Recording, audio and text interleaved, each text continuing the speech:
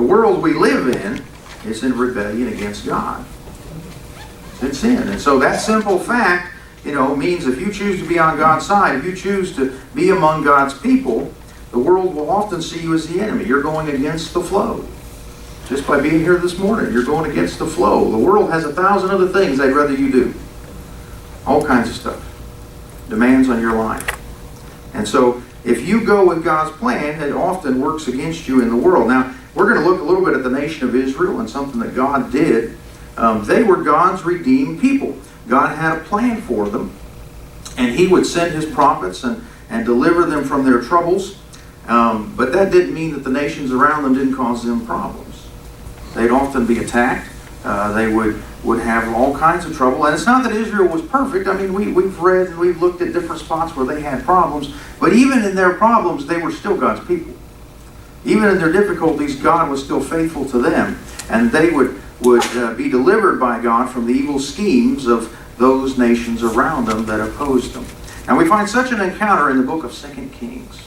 We're going to look in the book of 2 Kings, chapter 6. It's kind of a fun passage.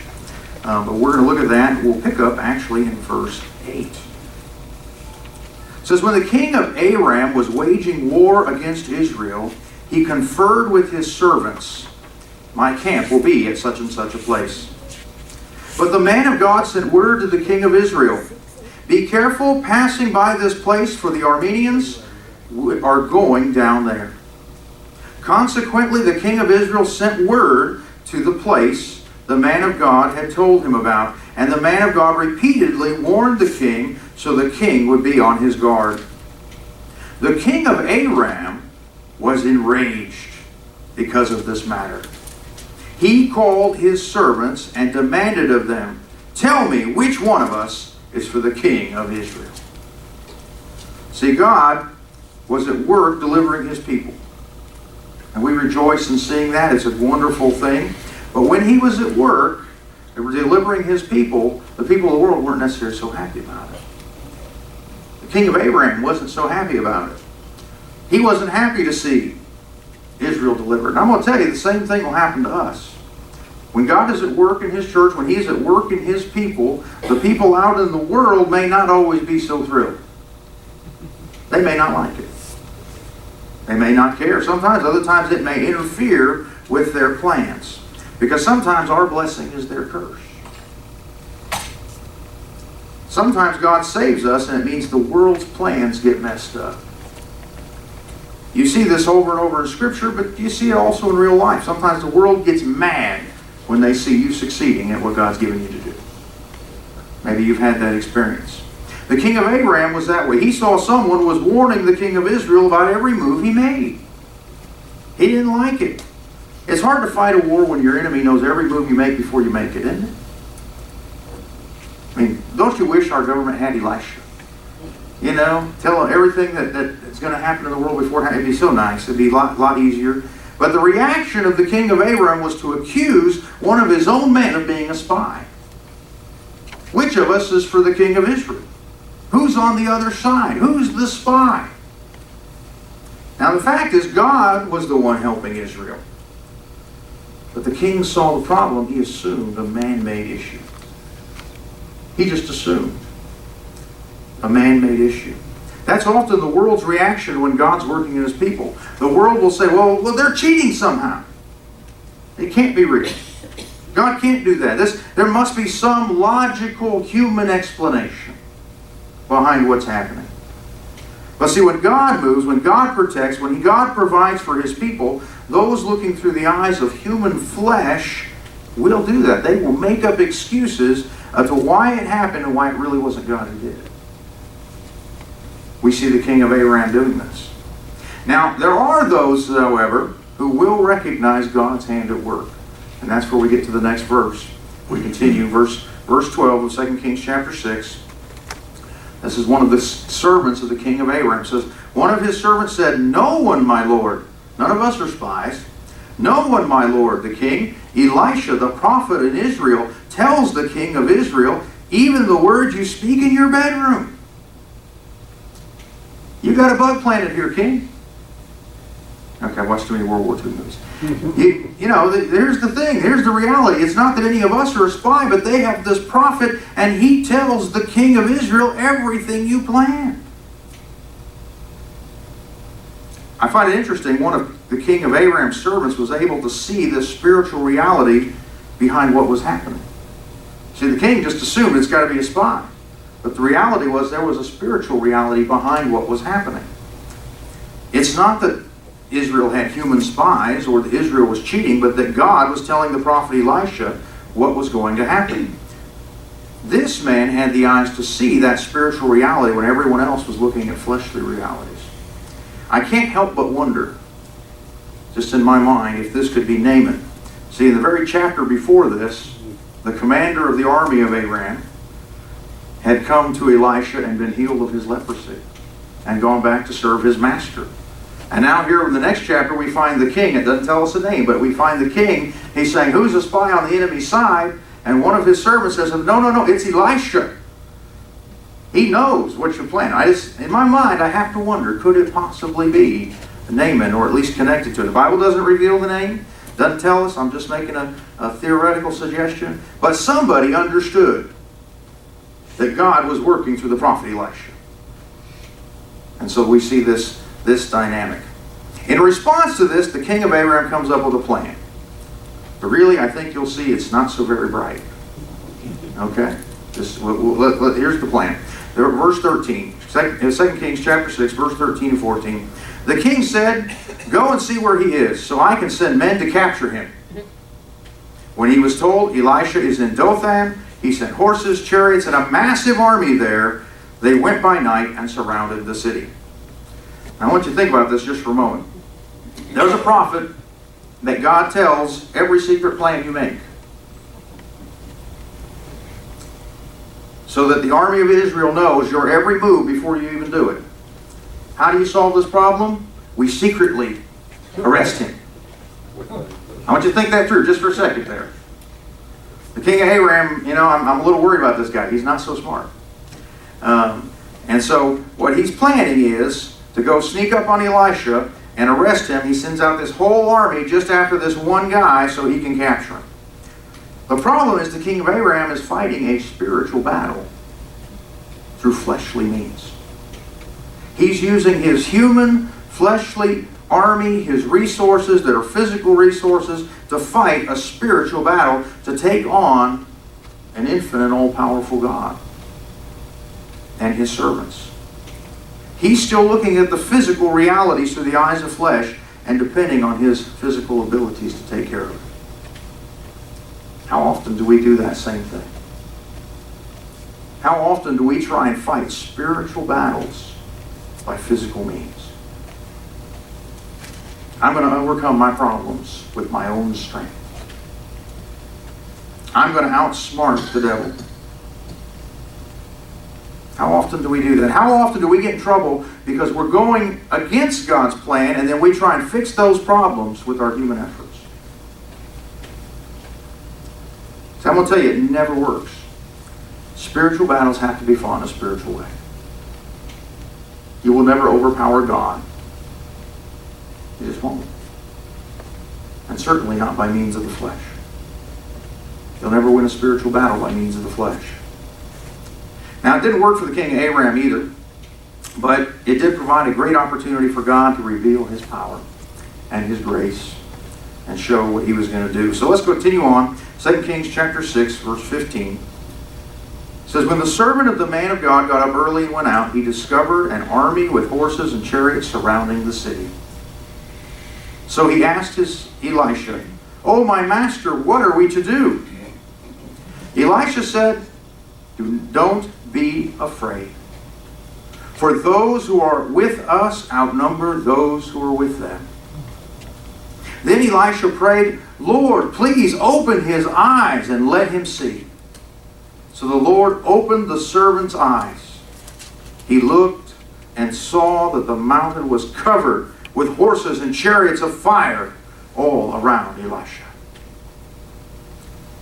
You know, it seems like a really bad thing when you wake up being surrounded by the enemy. Doesn't that seem bad? Wake up surrounded. Maybe you've been there. Maybe that's where, Monday morning you are. And you have to go back to work with the boss that hates you and the coworkers that stab you in the back. Maybe you feel that way. You just have no hope. You're surrounded. You ever had a job like that? Maybe you have the opposite. Maybe you stay at work as long as you can because you feel like when you go home, your family's the enemy. Maybe you feel that way. Maybe you try and not go home until everybody's in bed asleep so you don't have to face them.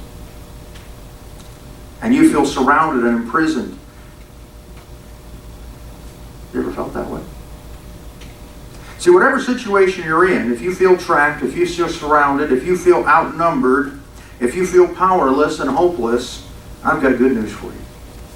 I've got good news.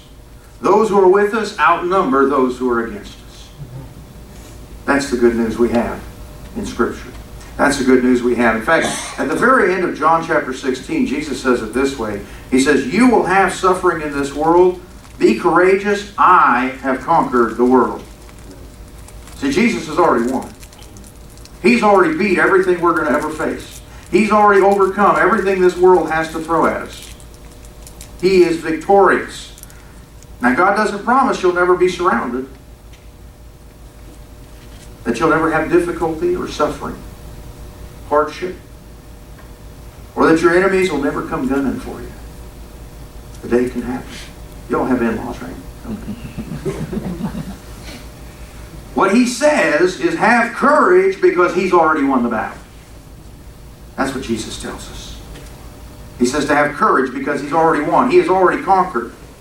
And so when you feel surrounded, don't be afraid. God is greater than those who are surrounding you. He is greater than the opposition you face. He is greater than your problems. And you may have a doozy of a problem. That's the theological term, doozy. Okay.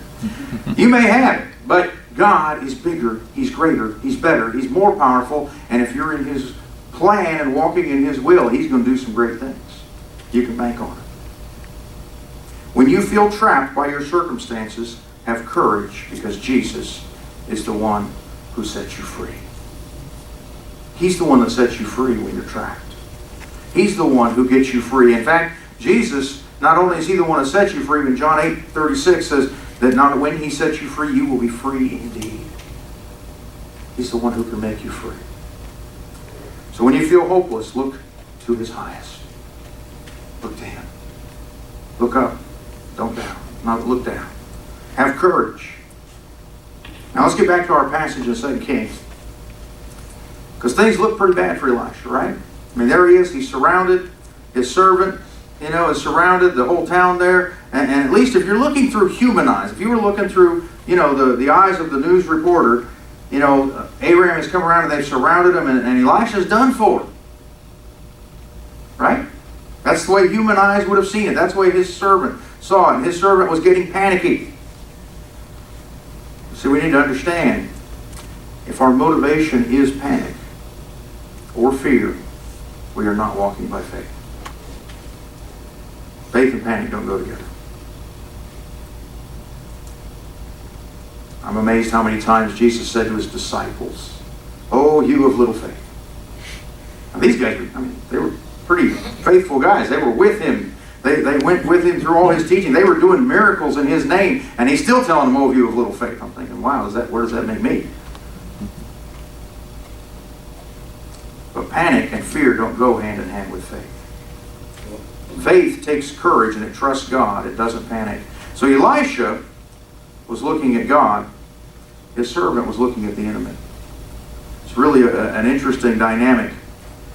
And it makes me pause and ask, which one are we looking at now? Which one are you looking at now? We all have problems, right? Somewhere in our life there's something. Are you looking at the enemy? Or are you looking at God? Where's your eyes focused? Well, whatever trouble you have, whatever is weighing heavy on your heart this morning, whatever causes you, like Elijah's servant, to say, what are we going to do? I want to encourage you to take that moment, not to look at the problem, but to look at God, because He's the solution. And I think that's a struggle we have. Our first tendency is always to look at things through eyes of flesh. We're human. We see the natural reality. But we need to look through eyes of faith. We need to see not just the physical realities, but the higher reality, which is that God is greater. And base our lives upon our faith in God that we cannot see. We see Elisha doing this because he sees what his servant doesn't. Well, how do we do that? How do we look through those eyes of faith? That's really what I wanted to get to this morning. How do we see those spiritual realities, not just fleshly realities? If I can, I'd like to give you 3 things that I think are important if you want to see spiritual realities. The first one is we have, and we've already seen it kind of in this passage, is you must be a part of God's plan. You have to be a part of God's plan. You have to have already made the choice to be on God's side. You have to recognize God is at work. You have to want to see the spiritual realities of God doing what God's doing on earth. You have to choose to be on His side. King of Aram wasn't getting it. Why? Because he's not on God's side. He wasn't getting it. Maybe Abraham Lincoln said it best. There's a story of a reporter that came to him and said, "Mr. President, I sure am glad God's on our side." And Lincoln is reported to have responded, "Sir, I don't want God on our side. I want to be on God's side." See, there's a difference there. So often we want God to do our bidding. We want God to be on our side, but see, that's not the way it works. We have the choice to be on His side. And we can be on His side, and I'm going to tell you, when you get on His side, you see things happen. Have you made that choice? Have you made the choice to be on God's side? To surrender to Jesus as Master? Say, yes, you're in charge. To go with God's plan. See, I believe that's what's necessary if you want to see God's reality at work. You have to be a part of God's plan. Otherwise, you miss the boat. King Aram missed the boat. He wasn't seeing it. But Elisha was seeing it. The second thing I think we must do to see God's reality is simply ask to see it. Elisha's reaction to this situation is just amazing to me. I think he had an amazing reaction. Look again at verse 17.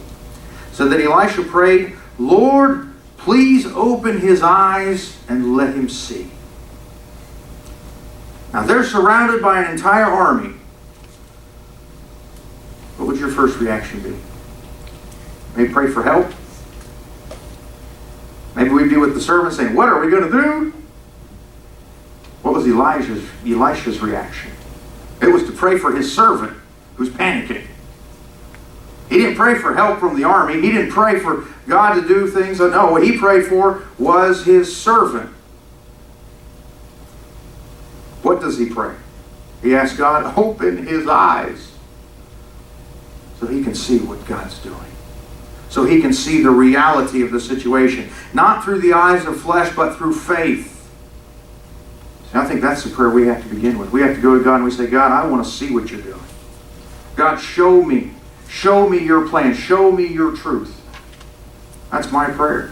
That's my prayer for myself. It's my prayer for all of you. That God would open our eyes and we'd see His hand at work.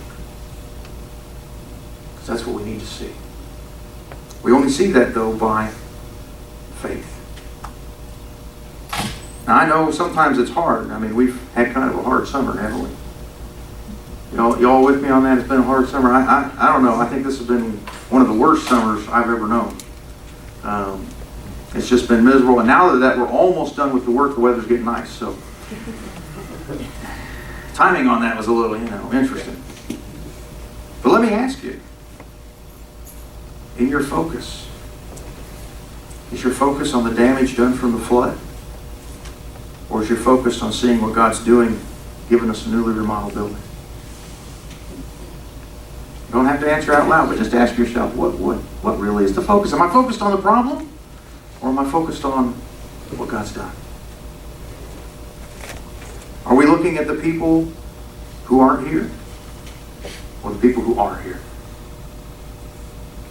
Which is our focus? we looking at the bank account saying, what will we do? Or are we looking at God and saying, He will provide? He's the one in charge. Our human nature wants to panic. Even when there's no reason to. Because I'm going to tell you, God's just as much on His throne today as He always has been. He hasn't changed. He hasn't moved. If fear consumes you because you look at bad things, then ask God to open your eyes so you can see His realities. In fact, James 4:2, a powerful verse.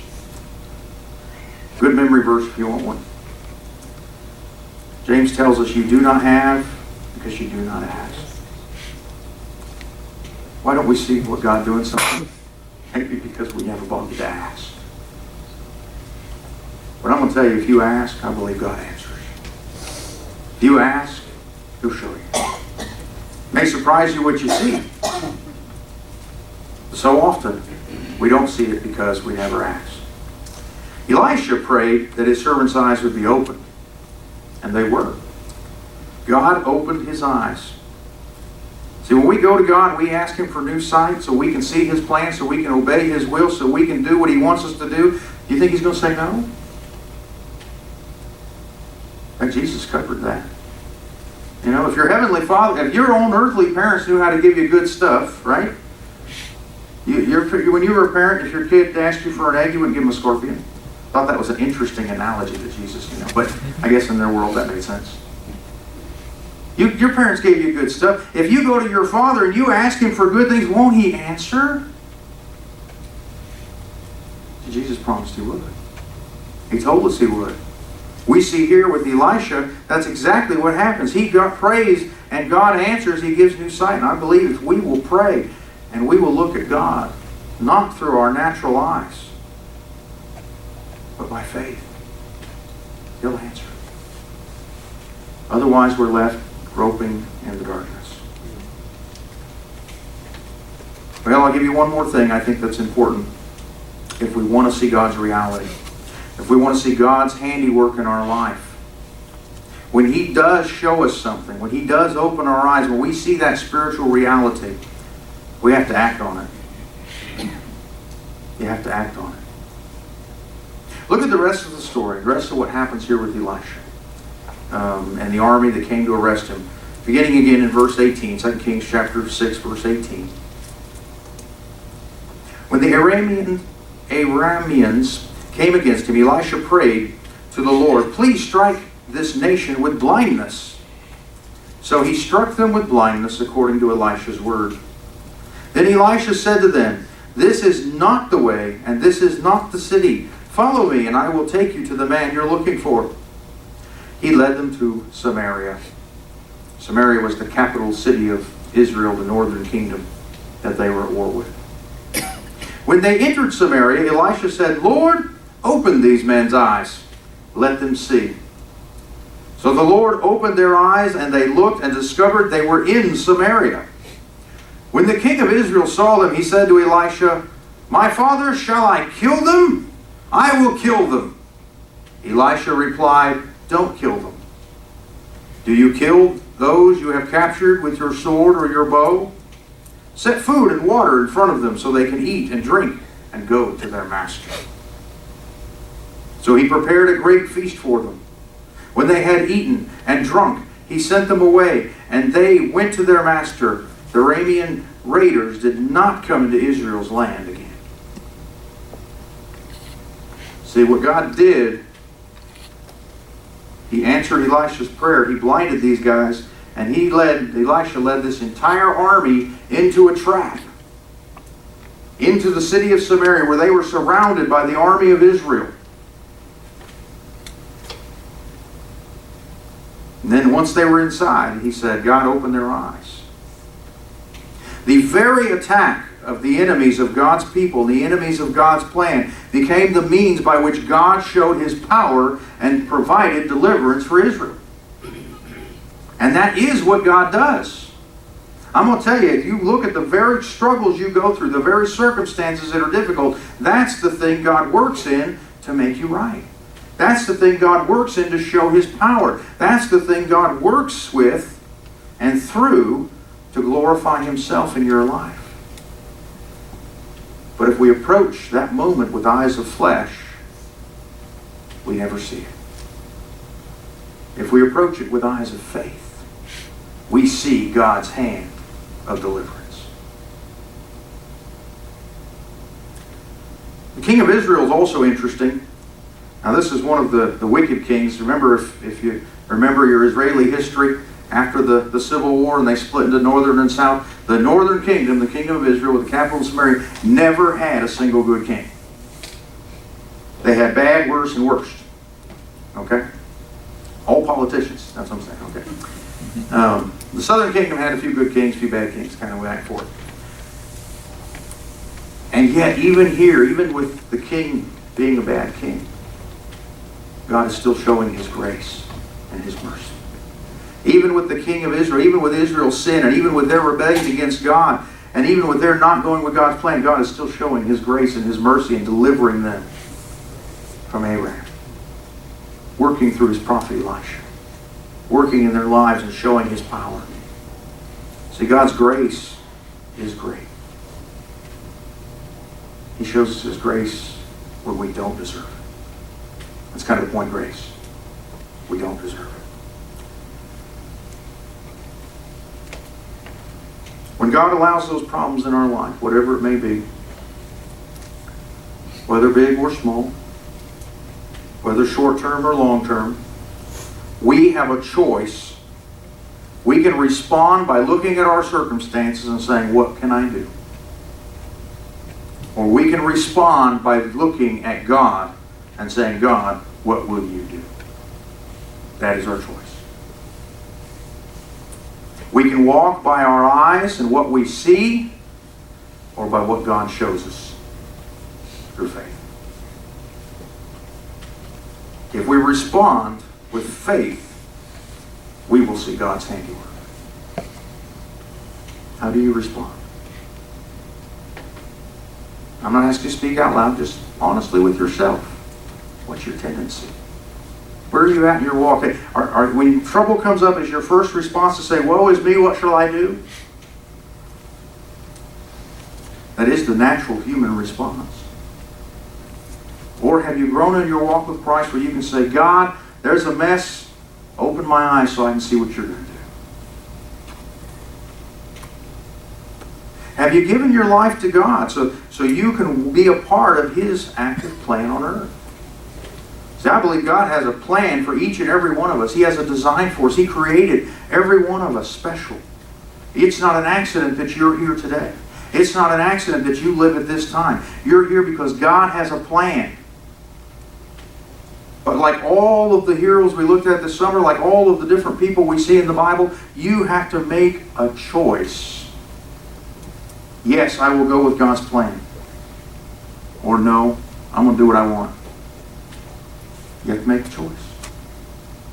Have you made that choice? Have you said yes to God? Yes, I'm going to go with your plan. Yes, God, you're going to be in charge. Yes, I surrender my life, my will, my all to you. Do you go to God and pray, God, open my eyes. God, show me your will. Let me see the reality of what you're doing. Don't let me look at the circumstances, but let me look at you. See, we see that pattern over and over. One of my favorite stories is Peter getting out of the boat, walking on the water, until he saw the waves and the wind. Then he sank. Powerful lesson. Keep your eyes on Jesus, you'll stay up. You look at the problem, you'll sink. Which one is your focus on? Elisha's focus was on God, was on those who were with him, which outnumbered those against him. And then maybe what might even be the most important, you act on what God shows you. Do you put it to work? You put it to use. See, so often we have a meaningful experience. We run into something in the Bible, We run into something in our prayer life. We have some encounter with brothers and sisters in Christ, and it speaks to us, and God speaks into our life from it. And we have that moment of rejoicing, and it's wonderful. And then we go back to life as normal. Like nothing ever happened. We see what God is showing us. We see exactly where we are, and then we ignore it. Faith is living in the darkness based on what God has shown you in the light. When God has opened your eyes and you have seen what He's doing, because I'll tell you, Elisha and his servant, they had a great experience, and Elisha prayed, opened his eyes, and he saw the fiery chariots, but that doesn't mean the rest of his life he kept seeing them. He had a momentary experience where he saw what God was doing. God revealed it. But he still had to live his life in faithfulness to God, remembering what God had shown. Because if you can still see it, it's not faith. It's faith when you can't see it. God will show you things, and you will have that moment of light, that moment where you see in God's Word and His Spirit speaks to your heart, and you know this is what God's called me to do, and then you'll go through the years of darkness having to do it. I think every missionary goes through that. They have that experience where they feel called to missions, and then they wind up in Africa. And they start saying, am I really called to eat monkey brains? Mm-hmm. Is this really what God wants? Can you imagine that? See, that is a reality that we go through. It is a reality.